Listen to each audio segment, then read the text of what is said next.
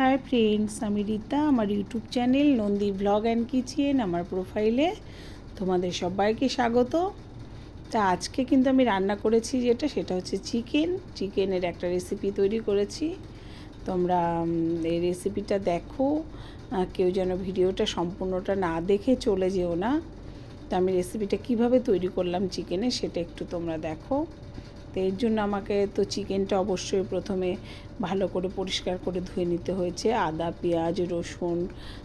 আদা রসুন লঙ্কার একটা পেস্ট করতে হয়েছে, আর পেঁয়াজ কুচি করতে হয়েছে।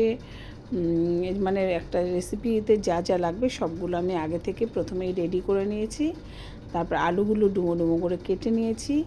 আর আমি এখন কী করলাম, কড়াইয়ের মধ্যে তেল দিয়ে দিলাম। তা তেলটা কিন্তু গরম হয়ে গেছে। তারপর আমি দিয়ে দিলাম আলুগুলো, কারণ আলুগুলোকে আমি আগে ভেজে তুলে রেখে নেব, সেই জন্য আমি আলুগুলোকে ভাজতে দিয়ে দিলাম।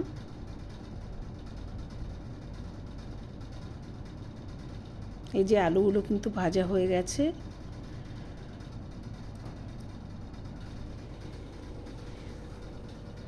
তো এখন একটা পাত্রের মধ্যে আমি আলুগুলোকে তুলে নিলাম।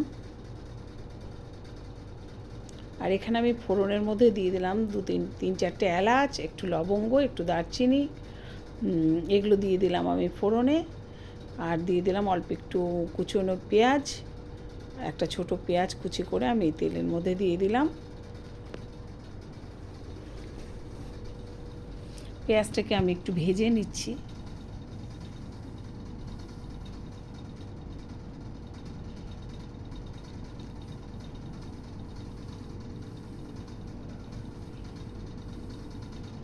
আর দিয়ে দিলাম একটা টমেটো কুচি, একটাই টমেটো দিয়েছি কিন্তু আমি এখানে। আর দিয়ে দিলাম তার মধ্যে সামান্য একটু লবণ, যাতে টমেটোটা একটু তাড়াতাড়ি গলে যায়।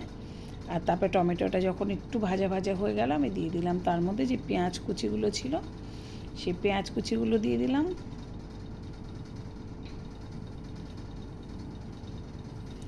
দিয়ে এবারে আমি মশলাটা দিয়ে দিলাম। মশলার মধ্যে ছিল এখানে আদা রসুন আর লঙ্কা বাটা মানে একবারে মিক্সিতে পেস্ট করা আর কি এখানে। তো সেই পেস্টটা আমি এখানে দিয়ে দিলাম। আর তার মধ্যে যে চিকেনের পিসগুলো আমি পরিষ্কার করে ধুয়ে রেখেছিলাম, সেই চিকেনের পিসগুলোকে আমি দিয়ে দিলাম। আর দিয়ে দিলাম একটা তেজপাতা। আর অবশ্যই এখন দিয়ে দিলাম আমি স্বাদ মতো লবণ।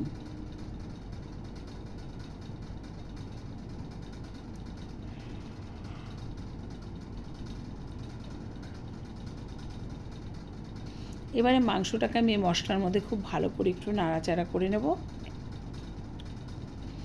দিয়ে দিলাম পরিমাণ মতো হলুদ, আর দিয়ে দিলাম আর একটু সর্ষের তেল। তো এবার মাংসটাকে আমি সব মশলার মধ্যে একটু ভালো করে নাড়িয়ে নেব।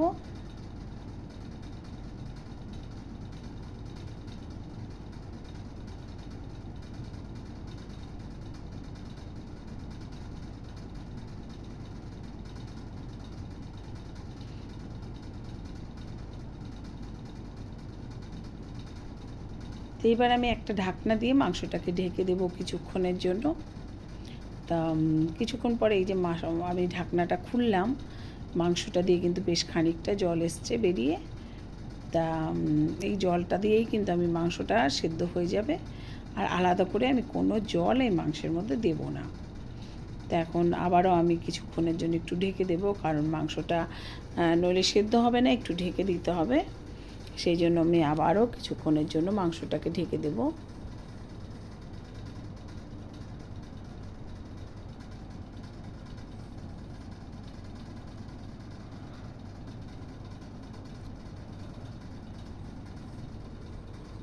তাই আমি মাংসটাকে একটু নাড়িয়ে নিলাম।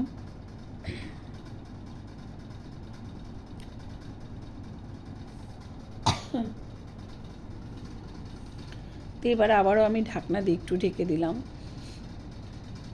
বারবার ঢেকে ঢেকে এইভাবে রান্নাটা আমি করে নেব, কারণ আর একটু নাড়া দিয়ে নেব, কারণ নিচে যাতে লেগে না যায় সেটাকেও একটু খেয়াল রাখতে হবে।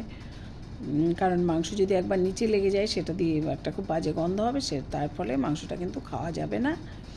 সেই কারণে কিছুক্ষণ পর পর একটু নাড়া দিয়ে দিতে হবে ঢাকনা খুলে খুলে।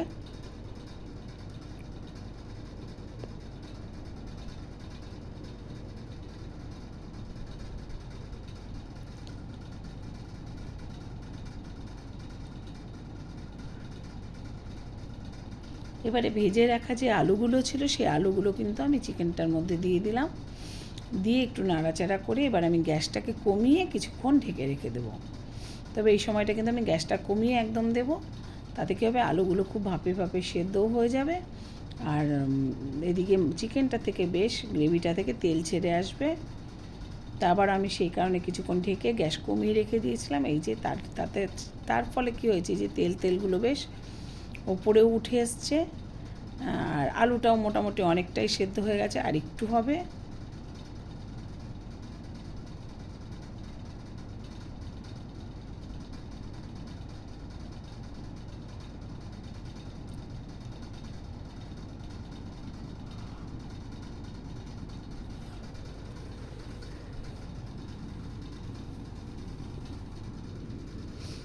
তা মাংসটা থেকে কিন্তু মোটামুটি তেল ছেড়ে এসছে অনেকটাই।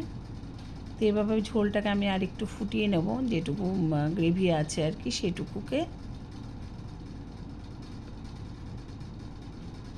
তা আবার ওই জন্য আমি আবারও গ্যাসটা কমিয়ে একটু ঢেকে দিলাম। তো এই যে এবারে কিন্তু একদমই অনেকটাই হয়ে এসছে, আর দেখেই মনে হচ্ছে আলু যেন সেদ্ধই হয়ে গেছে। হ্যাঁ, আলু সেদ্ধ হয়ে গেছে, আমি একটু দেখে নিলাম। তো এভাবে গা মাখা গ্রেভিটায় আমি রান্না করব ভেবেছিলাম, তা সেইভাবেই আমি রান্নাটা করে নিলাম, একদম গা মাখা গ্রেভি, যেটা দিয়ে এইভাবে চিকেনটা দিয়ে কিন্তু রুটি ভাত সবটাই খেতে ভালো লাগে, যে যেটা ভালোবাসে, বা পরোটা লুচি যে যেটা খায়। আর তারপরে আমি একটা পাত্রে চিকেনটাকে ঢেলে নিলাম।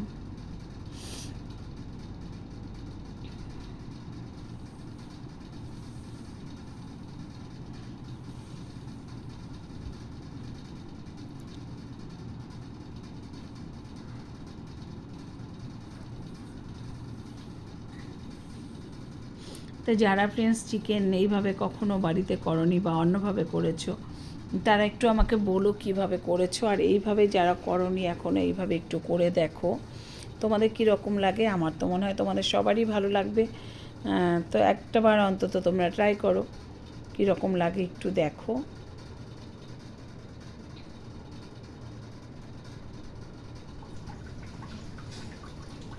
তো তোমরা আমার YouTube channel Nandi blog and kitchen থেকে যারা দেখবে তারা অবশ্যই আমার চ্যানেলটাকে একটু সাবস্ক্রাইব করে দেবে, আর আমার যারা প্রোফাইল থেকে দেখবে তারা কিন্তু আমার ভিডিওটা সম্পূর্ণটা দেখো, না দেখে চলে যেও না, আর লাইক কমেন্ট শেয়ার করো। তোমাদের সবাইকে টাটা।